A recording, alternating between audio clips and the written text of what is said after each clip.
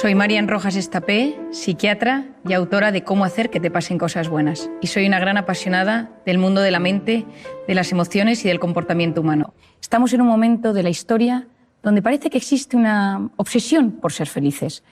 Como que hay atajos fáciles para disfrutar con esto y conseguirás la felicidad rápidamente.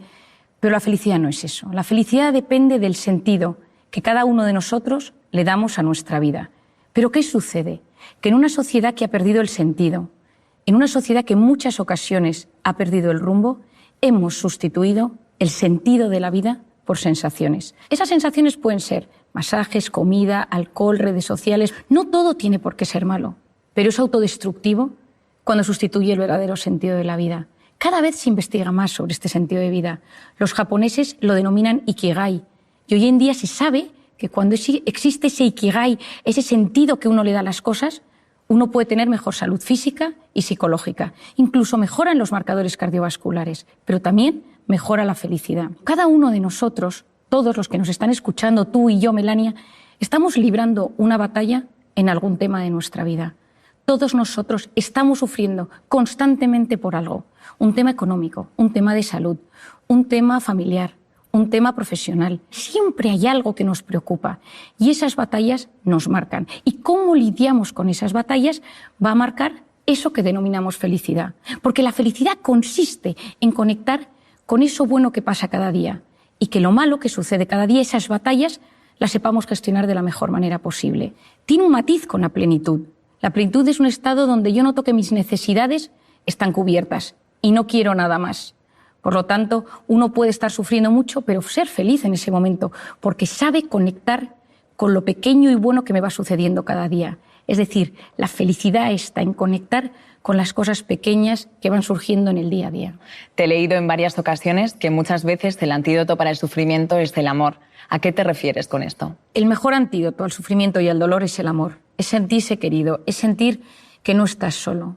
Esa sensación de soledad no buscada, esa soledad involuntaria, es una sensación terrible para la psique, para la mente y para el corazón. Y por eso en muchas ocasiones, cuando uno está solo, tener a alguien, una persona vitamina, una persona que te apoye, una persona que te escucha, que no te juzga, que te entiende, la que le cuentas algo y automáticamente te hace sentirte mejor. Que da igual que haga un año que no la veas, que sabes que con esa persona las cosas son mucho más sencillas, ¿no? Esa sencillez en las relaciones humanas que tanto ansiamos. ¿El amor a quién? Bueno, el amor a uno mismo.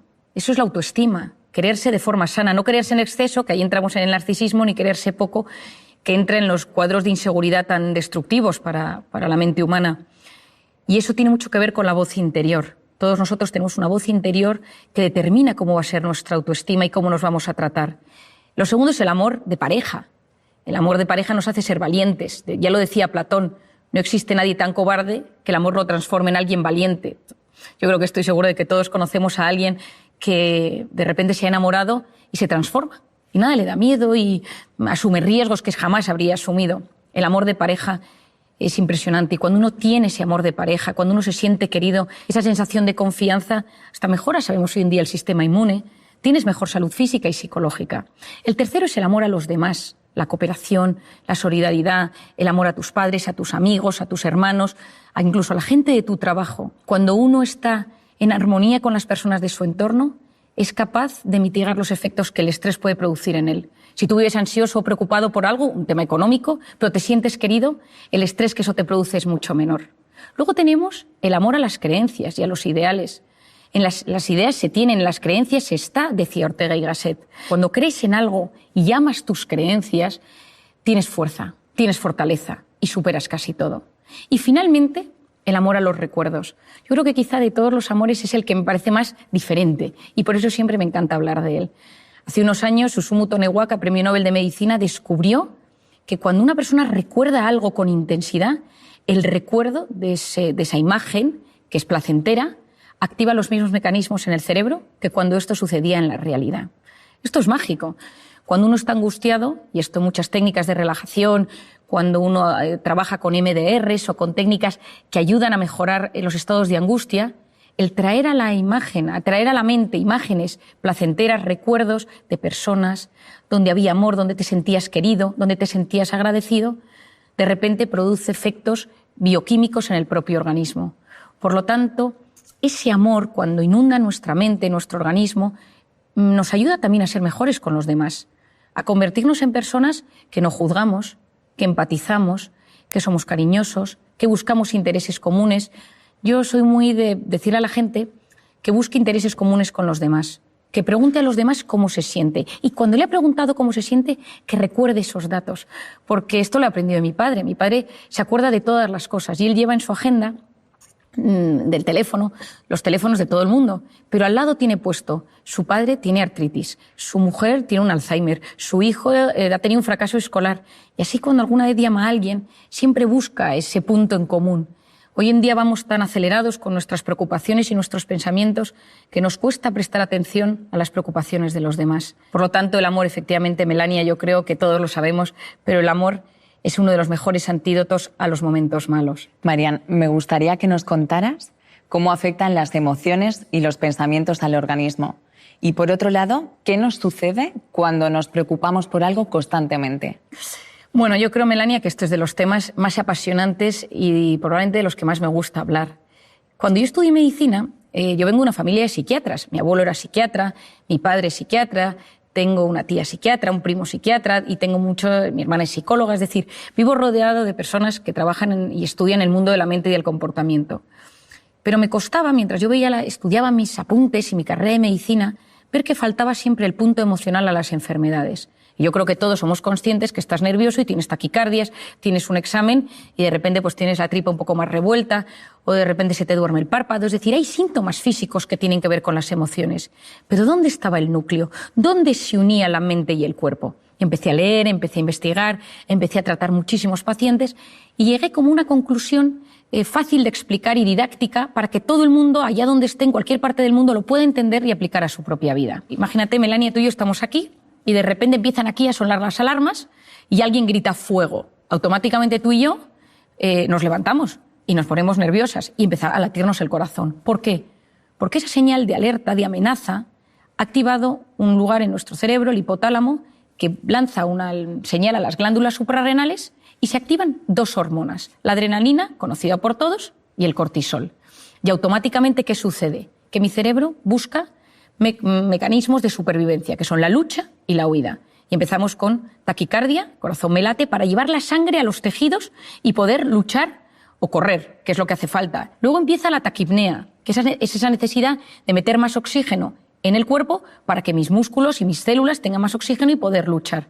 La glucosa se moviliza, las grasas se empiezan a movilizar y en este momento yo ya no puedo razonar porque estoy en un momento de alerta y la corteza prefrontal, que es la que se encarga de reflexionar, de pensar, de buscar soluciones a los problemas, de repente ya no me deja pensar tan bien. Es como que me pierdo el hilo de lo que te estoy contando. El hipocampo, que es la zona de los recuerdos y donde almacenamos los datos, es hipersensible al cortisol y por lo tanto nos falla la memoria y tenemos como lagunas en lo que queremos hablar.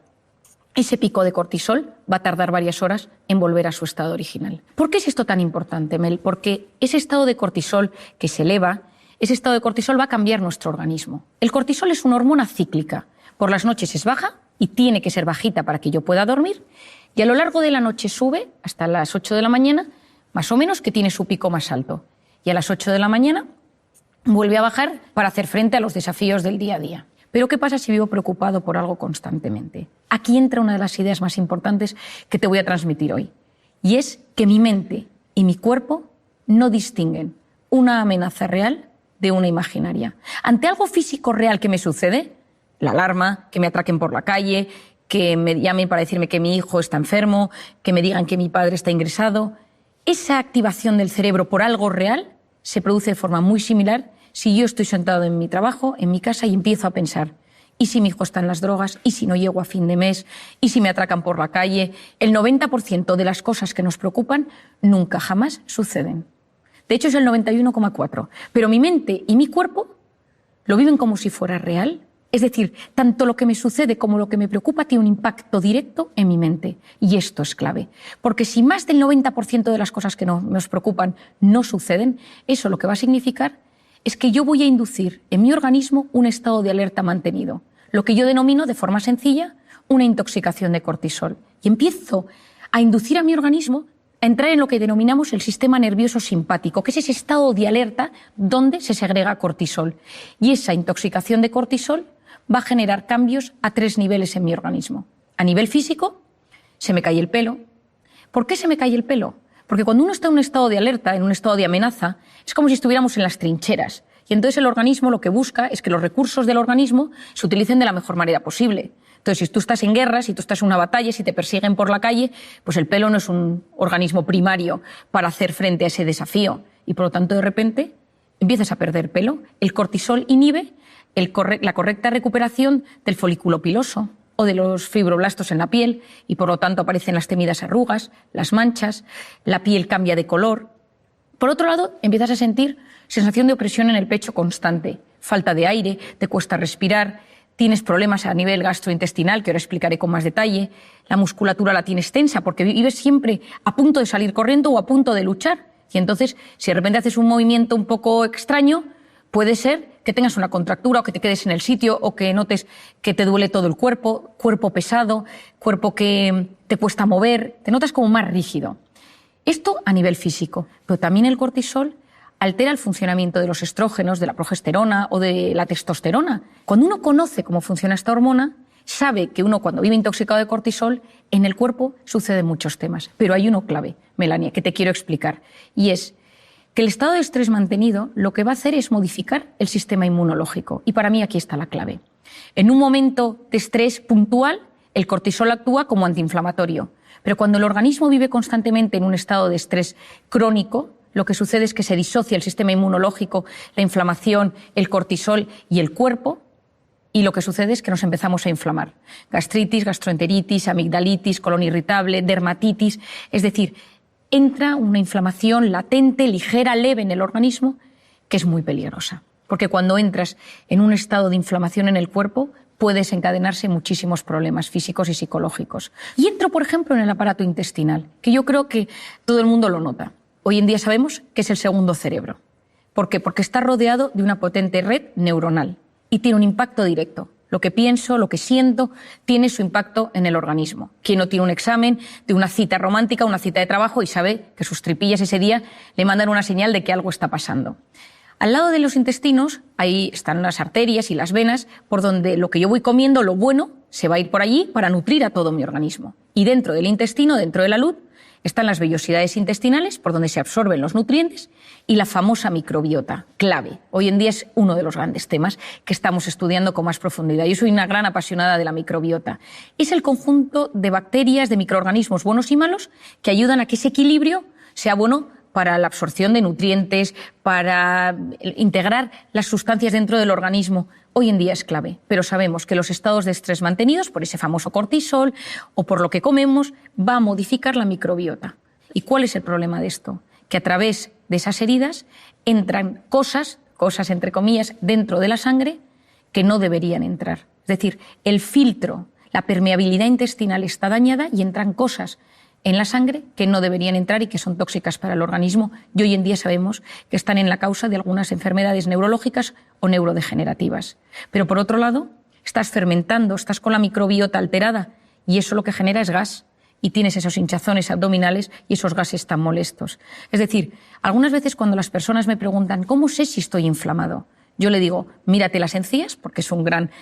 si uno se lava los dientes y nota la sangre, o mira si, por ejemplo, tienes la tripa hinchada, o cómo te sienta lo que comes. Y te vas a dar cuenta si ahí tienes ese estado de inflamación. A nivel psicológico, lo primero que me sucede es que estoy irritable. Saltas a la mínima. Estás en un estado de alerta y estás mucho más vulnerable y mucho más susceptible. Lo segundo que te sucede es que no duermes bien. Llegas a la noche, como tienes ese estado de alerta elevado, lo que te sucede es que te metes en la cama y empiezas a darle vueltas a las cosas y empiezas a girar en la cama y no te duermes.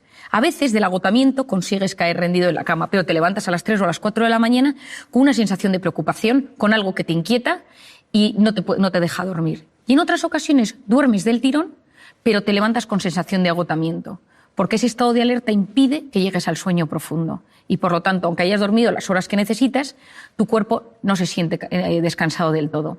Y luego, en muchas ocasiones, te puedes poner triste. Y esta es otra idea importantísima, Mel, que te quiero transmitir hoy.